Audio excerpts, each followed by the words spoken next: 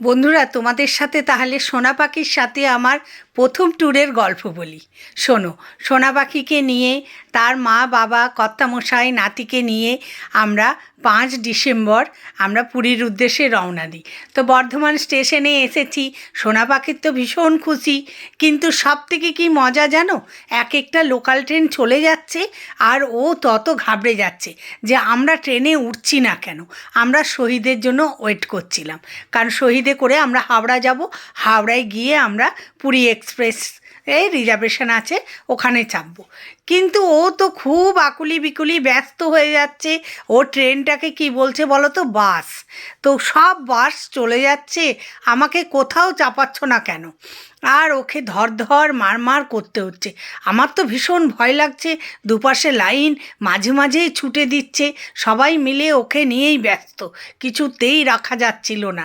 সেদিন একটু শহীদ লেট করেছে, তা আমাদের আরও টেনশন হচ্ছিল, শহীদ লেট করলে আমরা এইদিকে ট্রেনটা, হাওড়ার দিকে ট্রেনটার সময়টা কম পাবো, কী করা যাবে।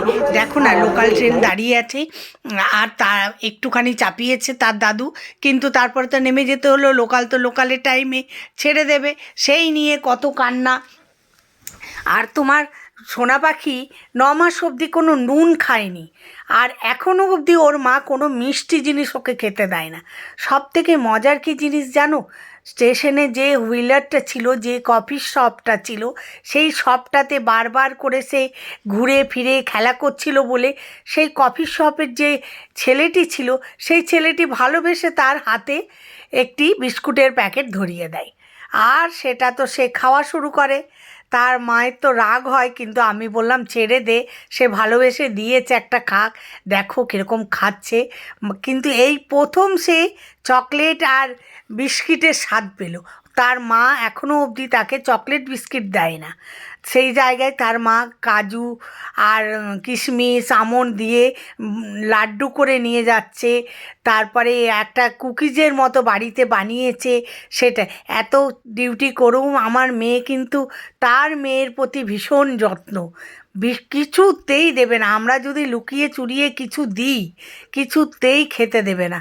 হ্যাঁ, একমাত্র অ্যালাউ তার মুড়িটি, শুকনো মুড়ি সে খেতে পারে, ঘরের রান্না করা সবজি, ঘরের রান্না করা মাছ, এইসব। তো দেখো, তার দাদুও ছাড়তে এসেছে, কিন্তু তার কি আনন্দ বেড়াতে যাওয়া। আর আমারও ভীষণ আনন্দ হয়েছে। পরিবার নিয়ে ঘুরতে কার না ভালো লাগে বন্ধুরা, সবার খুব ভালো লাগে পরিবার নিয়ে ঘুরতে। আর তারপরে তো আবার আসলের থেকে সুদের স্বাদ আলাদা, সুদের দামটা আলাদা।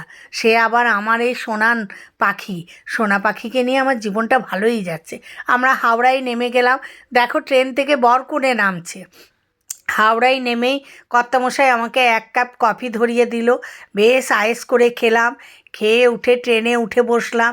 ট্রেনে কিন্তু এক ঘুম ঘুমিয়ে পরের দিন সকালে পুরী ঢোকার আগে ভাবলাম ভোর ঢুকবো, কিন্তু সেখানেও লেট, চারপাশে কুয়াশায় ঢাকা, আর সেই কুয়াশার জন্য ট্রেনের লেট।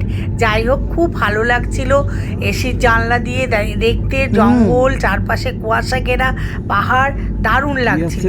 আস্তে আস্তে আমরা পুরীর উদ্দেশ্যে রওনা দিলাম। পুরী পৌঁছে গেলাম।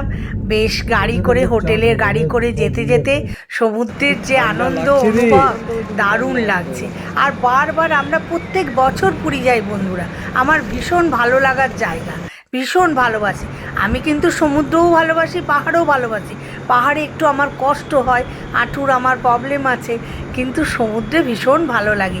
সব থেকে বড় কথা, ফেসবুকে জবের থেকে শুরু করেছি, বাইরের জায়গায় যাওয়া মানে ভিডিও করা, ছবি তোলা, এটাই তো আনন্দ বলো। আমরা তো হাউসওয়াইফ, সবসময় সাজুগুজু করতে পারি না, ভালো লাগলে একটু শেয়ার করে দিই।